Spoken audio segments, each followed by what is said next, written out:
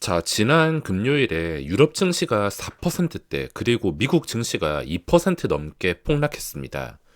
새로운 변이 출현으로 팬데믹에 대한 공포로 인해서 또다시 증시가 영향을 받고 있는데, 하필이면 금요일 시장의 우리나라 증시도 차트가 무너지면서 마무리를 했습니다. 증시가 다시 불안정한 상태이며 이런 분위기가 다시 오지 않기를 바랬는데, 또 찾아와서 불안정하고 이렇게 불확실할 때는 무조건 휴식이 답이며, 게다가 코스피도 그 전에 저점을 깰 수 있는 위치에서 시작할 수 있어서, 이게 손절하기 첫 타이밍이냐 아니면 다시 반등할 때까지 끝까지 버텨야 되냐 고민이 많아질 것 같습니다. 인간은 항상 똑같습니다. 이런 자리에서 지금이라도 빨리 손절할까 아니면 끝까지 버틸까 깊게 고민하다가 나중에 결과를 보고 팔지 말 걸, 추가 매수할 걸, 아니면 그냥 던져버릴 걸, 최대한 빨리 팔았어야 되는데, 이런 후회가 따라오는 게 반복되기 때문에 인생은 선택의 연속이다라는 것을 받아들이고 스스로 판단해서 결정을 해야 됩니다.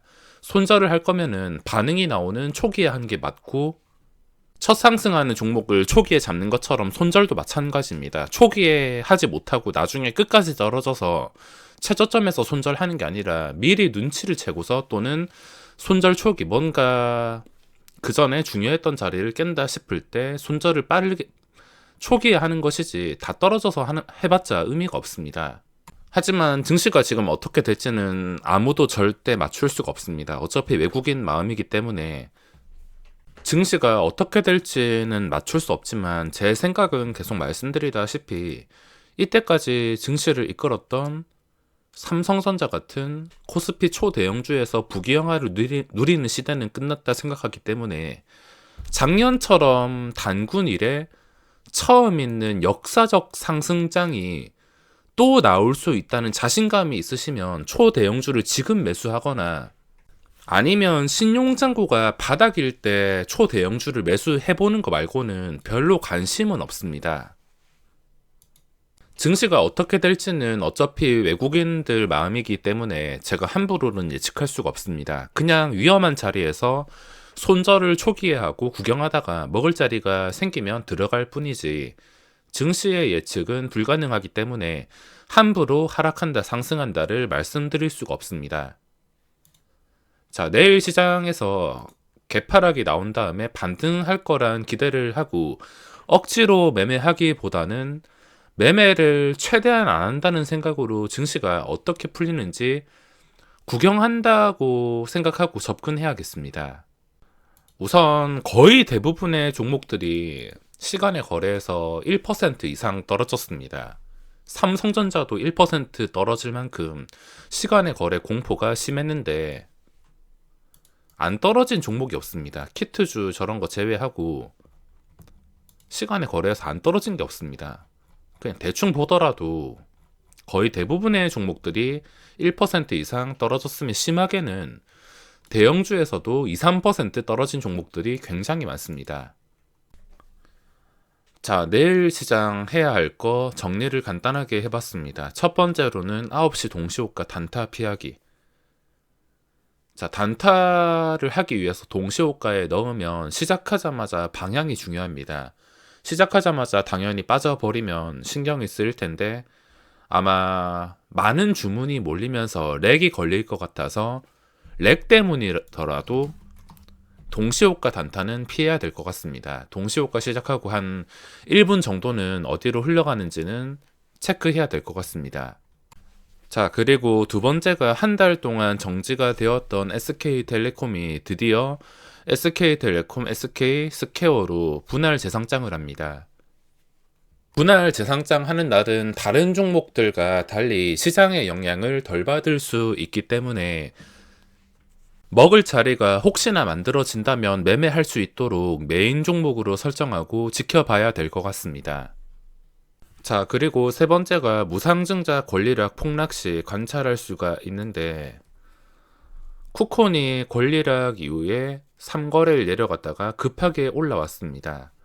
혹시나 권리락 이후에 주가가 엄청나게 많이 빠지게 된다면 반등도 좀 쉽게 할 수가 있으므로 제노코란 종목이 권리락이 발생하는데 혹시나 엄청나게 많이 빠진다 싶으면 그 많이 빠지는 타이밍에서 쿠콘처럼 먹을 자리가 나오지 않을까 생각을 하고 있습니다.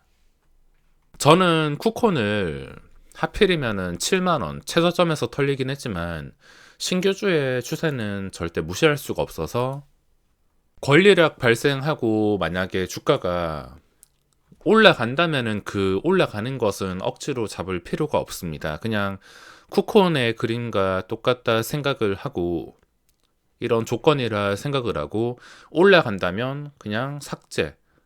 혹시나 좀 심할 정도로 폭락한다면은 나중에 반등할 때도 그만큼 쉽지 않을까 생각에 관찰할 생각입니다. 자, 그리고 네 번째. 폭락에서 싸게 사고 싶다면 떨어지기를 기다리신 분들이 많을 텐데 앞서 말씀드렸다시피 코스피 대형주들 떨어진다고 싸게 살 기회다 생각하기보다는 인기주로 가는 게 맞습니다. 떨어졌을 때 사고 싶다면 신용장고가 완전히 바닥일 때까지 기다렸다가 초대형주를 매수하는 거 말고는 뭐 초대형주가 갑자기 2, 3% 떨어진다 하더라도 그걸 싸게 살 기회다 생각하고 접근할 수는 없습니다. 그동안 잘 나갔던 인기주를 찾아야 되는데 예외가 있다면 몇 배씩 오른 종목들은 당연히 제외를 시킵니다. 몇 배씩 오른 종목들은 고점에 물려가지고 그게 단순한 조정인지 아니면 진짜 끝으로 주가가 폭락 시작인지 그거를 맞추기가 어렵기 때문에 최근에 가파르게 몇 배씩 오른 종목들 싸게 살 기회다 이를 생각하는 것보다 그냥 적당하게 오르는 것들, 시장에서 인기가 많았던 것들, 거래대금도 기본적으로 발생하는 것들, 그런 종목들 위주로 관찰하는 게 맞다고 생각합니다. 여전히 게임주를 보고 있는데 게임주의 추세는 아직까지 펄어비스나 카카오게임즈 멀쩡한 상태입니다. 최근에 흔들리긴 했지만 혹시나 또 저번처럼 크게 빠지게 된다면 저는 쌀 때 분할 매수로 모아갈 생각도 있습니다. 제가 중장기는 잘 하지 않지만 내년 2022년에 한다면은 그 타겟이 카카오 게임즈라서 너무 높은 가격에 잡아서 길게 가지고 간다라고 말을 못 하겠는데 쌀 때는 생각해 볼 수가 있어서 혹시나 또 싸게 거래가 된다면 뭐 삼성전자, 하이닉스 이런 거 떨어지는 거 잡는 것보다는 훨씬 더 변동성이 좋아서 그동안 인기가 있었던 종목들이 갑자기 좀 크게 휘청거린다. 그러면은 하락에서 접근할 수 있을 것 같습니다. 그동안 인기가 있었던 게 카카오페이도 아직까지 살아 있습니다. 아직 추세가 완전히 끝난 게 아니기 때문에 이것도 수급이 계속 유지가 돼서 크게 떨어진다면 반등할 수 있는 힘이 강할 수가 있습니다. 요즘 앞에 카카오 붙었다 하면은 굉장히 강한데 저가 매수가 많이 들어올 수가 있습니다. 그리고 키트주는 이미 잡은 게 아니라면 갭상승 뜰 때 높게 따라갈 수는 없습니다. K가 같은 경우도 추세가 유지가 되고 있는데 이렇게 최근에 인기가 있었고 뭔가 의미가 있었던 종목들이 휘청거릴 때를 공략할 수가 있습니다. 자, 그리고 다섯 번째, 하락 각도와 계단식을 봐야 되는데 시장이 그냥 하락으로 시작했다가 반등하면 좋겠지만 그게 아니라 계단식으로 무한으로 떨어지는 시장에 대해서도 생각을 해야 됩니다. 당일 그런 시장이 나오게 된다면 무슨 짓을 하더라도 수익 내기가 힘들 수가 있습니다. 종목을 봤을 때 올라가는 종목에서는 무슨 짓을 해도 수익을 내고 떨어지는 종목에서는 무슨 짓을 해도 수익을 낼 수가 없습니다. 증시도 마찬가지로 지수가 제대로 반등하지 않고 끝까지 가파르게 계단식으로 하락한다. 수급이 굉장히 안 좋은 상태에서 반등도 제대로 하지 못하고 하락한다. 그러면은 주의를 하셔야 됩니다. 어떤 종목이 잘 나가다가 갑자기 무한 계단식 하락이 나오는 날이 있는데 그런 날은 한 7%, 10% 이렇게 급락하는 날이 많습니다. 정상적인 움직임이라면 하락하는 종목이라 하더라도